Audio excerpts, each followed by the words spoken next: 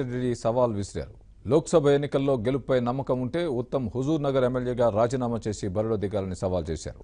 ఎమ్మెల్యేగా రాజీనామా చేశాకే ఉత్తమ్ ఎంపీ అభ్యర్థిగా నామినేషన్ వేయాలంటున్న జగదీష్ రెడ్డితో మా ప్రతినిధి Mahender Reddy face to face. Telangana రాష్ట్రంలోనే నల్గొండ పార్లమెంట్ స్థానంది ప్రత్యేక పరిస్థితి నెలకొన్నది. ఇక్కడ నల్గొండ నుంచి పిసిసి చీఫ్ ఉత్తమ్ కుమార్ రెడ్డి బరిలో దిగా టీఆర్ఎస్ పార్టీ తన అభ్యర్థిగా వేమిరెడ్డి నరసింహారెడ్డిని ప్రకటించింది.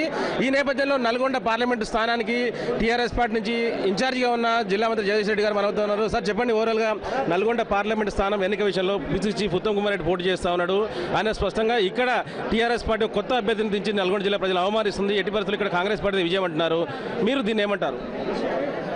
ఉత్తమ్ కుమార్ని ఈ జిల్లాకు తీసుకురావడమే ఒక అవమానం. ఆ మాటకు వస్తే గెలిపించినందుకు ఆ ప్రజలు అవమానపడుతున్నారు. ఆయన గెలిపించినందుకు ఏం చేయలేకపోయినాడని. ఇప్పటికే ఉత్తమ్ కుమార్ నాయకత్వంలో కాంగ్రెస్ పార్టీ అనేక అవమానాలకు గురైందనే విషయాన్ని ఆ పార్టీకి చెందిన కోమరెడ్డి సోదరులే అనేక సార్లు చెప్పారు. ఈయన ఒక చెత్త నాయకుడు, ఈయన ఒక ఉత్త నాయకుడు, ఈయన ఒక డమ్మి నాయకుడు, అసలు మాకు సరైన నాయకత్వం లేదనే మాట మేమనలేదు. అటువంటి మాటలు మేము మాట్లాడాం. వాళ్ళ పార్టీకి సంబంధించిన వాళ్ళ ఇప్పుడు అభ్యర్థులు ఆయనతో పాటు కలిసి ఉన్నోళ్ళే మాట్లాడుతున్నారు. ఇక ఉత్తమ్ కుమార్ నాయకత్వం ఏందో మనకు తెలుసు.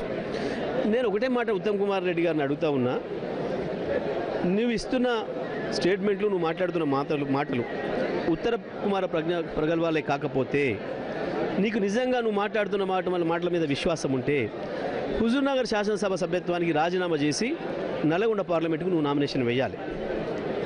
లేదు అని అంటే నువ్వు ఓటమిని అంగీకరించినట్టే. ఎందుకంటే ఎవరు కూడా జోడు పదవులు ఉంచుకోవడానికి వీలు లేదు, మనకందరూ కూడా తెలుసు.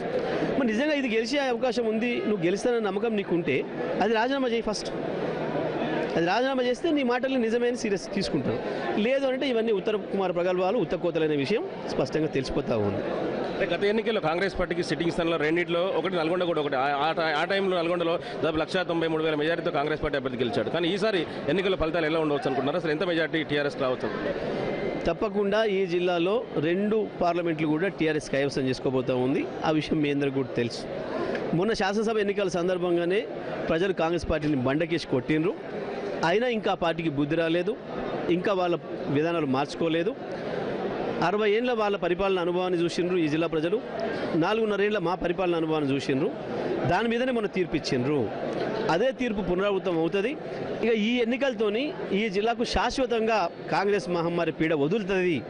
మా ఫ్లోరిన్ మహమ్మారి పీడను కేసీఆర్ గారు ఎట్లయితే వదిలిచ్చిండ్రో ఈ జిల్లాలో మిషన్ భగీరథ తీసుకొచ్చి అదే పద్ధతుల్లో కాంగ్రెస్ పార్టీ మహమ్మారిని కూడా ఈ ఎన్నికలతో వదిలించుకోవాలని చెప్పి ఈ జిల్లా ప్రజలు సిద్ధంగా ఉన్నారు. మీరు భువనగిరి పార్లమెంటు నియోజకవర్గం కూడా ఇన్ఛార్జి కూడా ఉన్నారు. అక్కడ పోటీ చేసిన కోమటిరెడ్డి వెంకటరెడ్డి ఎవరైతే ఆయన సోదరుడు రాజగోపాల్ అంటున్నాడు, ఇక్కడ ఈ ఎన్నికల్లో తన సోదరుడు గెలిపోతే ఖచ్చితంగా నేను రాజకీయ సన్యాసం తీసుకుంటాను కూడా మాట్లాడుతున్నాడు. దీన్ని ఏమంటారు, మీరు ఎట్లా చూస్తారు?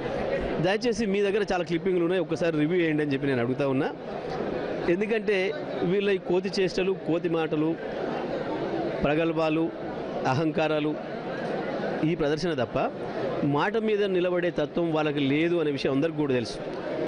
నిమిషానికో అబద్ధం, పూటకో అబద్ధం, పూటకో మాట, నిమిషానికో అబద్ధం. వాళ్ళ పరిస్థితే అది. ఈ జిల్లా ప్రజలందరూ కూడా చూసిండ్రు.